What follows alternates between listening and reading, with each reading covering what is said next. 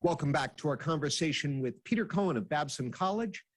He's an expert on the markets and the economy. And Peter, what kind of shape is Massachusetts in economically? I mean, obviously we were hammered by the pandemic, to some extent worse than some other states, but we've seemed to have bounced back in a lot of important indicators.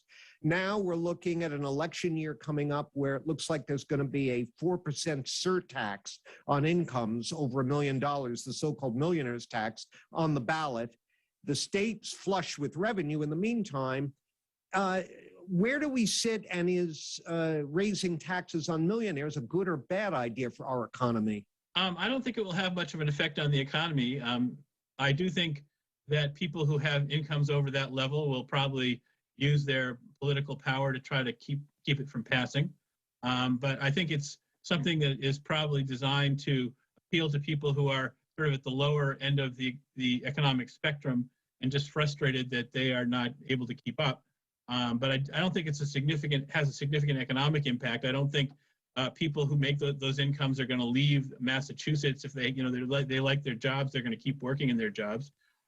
So I don't really see it as a big economic problem if that happens. But in general, I think the local economy is really good. There's a lot of intellectual related work in Massachusetts. People can do that working from home, except for those who are doing research in labs to figure out new vaccines for treating new variants of COVID. They have to be physically in a lab. They can't do that from home. But for the most part, we can do that work from home.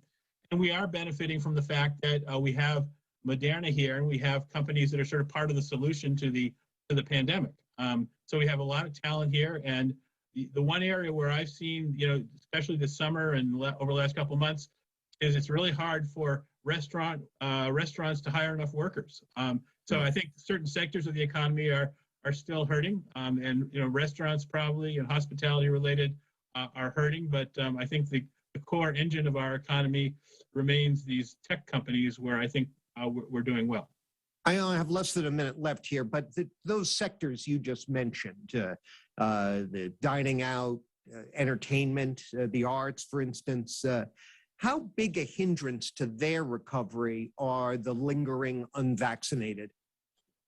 It's a huge hindrance.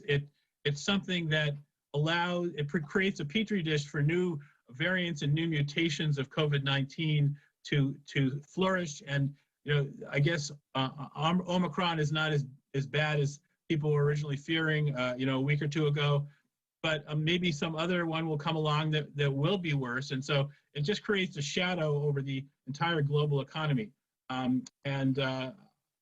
Anything that could be done to encourage them to be vaccinated and get boosters would be beneficial for the entire global economy and also the local economy. So message, if you want a thriving, fully engaged economy, get that vaccination. Peter Cohan, thank you very much for your time.